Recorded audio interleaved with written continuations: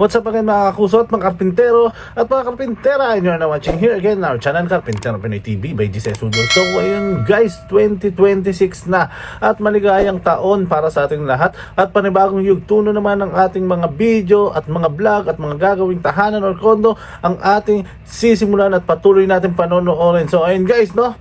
For today's vlog, so guys, syempre alam ko naman nakamonitor kayo ng mga nakaraan. Ito na ang ating pinakahihintay, ang Fifth Avenue Place Condo Makeover. At para makita nyo, syempre, andito kayo at panoorin natin sabay-sabay kung ano yung kinalabasan ng ating proyekto na to. So ano pinihintay nyo guys, sabay-sabay natin panoorin. Let's go! At yun nga guys, andito na tayo sa BGC at patungo na tayo sa Fifth Avenue Place. Dito yan sa McKinley matatagpuan. At para pasukin na natin ang unit ng ating client at para makita na natin kung anong itsura at kung paano natin babaguhin ang kanyang unit. At ito nga guys, no, marami tayong gagawin dyan. So accent full, kitchen cabinet, TV rack, shoe rack, and also sa kanyang bedroom meron din tayong TV rack dyan and closet nya.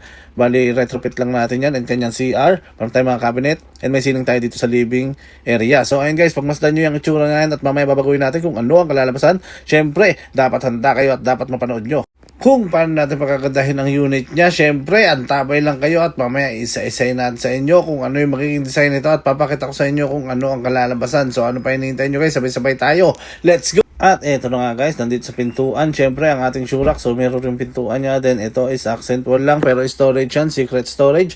Then dito naman is TV rack. And yung kanyang mga blinds is kakabit din natin. Ito yung dining niya, meron tayong bench couch dyan. At ito naman yung accent wall and meron tayong frameless na sliding door dyan. Syempre yung accent wall natin is fluted panel. Then pagpasok naman natin dito sa kwarto, meron din tayo dyang accent wall dito sa kanyang headboard. At ito yung i-retrofit natin na closet. At syempre meron din siya dito TV rack. At syempre meron din tayong gagawin dito sa kanyang CR. So ito guys, no, yung kanyang lavatory cabinet sa pagsasamahin, yung washing machine and also overhead cabinet is gagawin din natin dyan. So ano pa hinihintay nyo guys, sabay-sabay tayo, panoorin natin, let's go!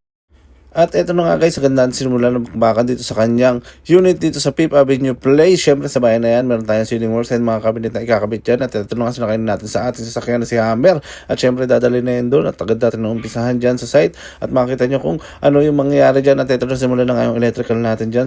Dahil meron nga tayong ceiling dito sa living at dining lang naman yung ating gagawin dyan. At meron tayong mga accent wall. At ito yung closet na retrofit na natin. At yung mga drawer dito sa TV rack guys, nakabit na. So ayun guys, makita nyo kung paano natin gagawin at pagkagandahin at pasasaya ng ating client.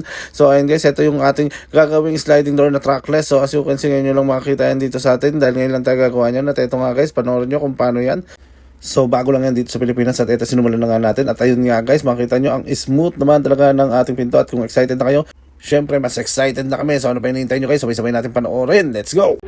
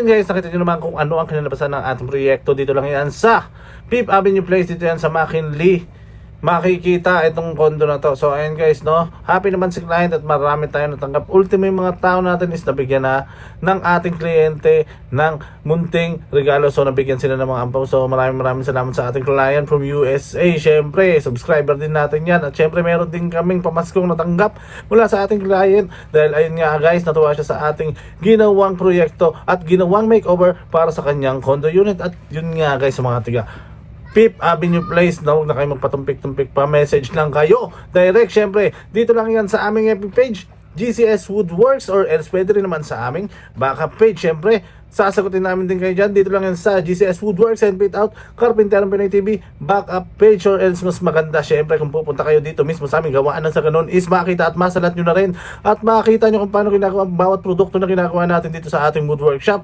Wasteable naman yan. Dito lang yan sa GCS Woodworks and Fit Out at makakarating kayo sakto dito sa aming mismong gawaan. So yun guys, 2026 na at salubungin natin ang bagong taon natin ng masagana at masaya. At syempre dapat mabigyan natin ng maraming ngiti ang mga kliyente natin paparating. At yun nga guys, no, syempre hindi biro yung nagdaan na taon, medyo hirap tayo nun, pero at least nakalagpas na tayo at eto, sisimulan natin na makabago at makabuluhan at masayang taon ng 2026. So ayun guys, maligayang taon muli sa atin lahat. So shoutout sa lahat ng OFW sa buong mundo at sa lahat ng manggawa.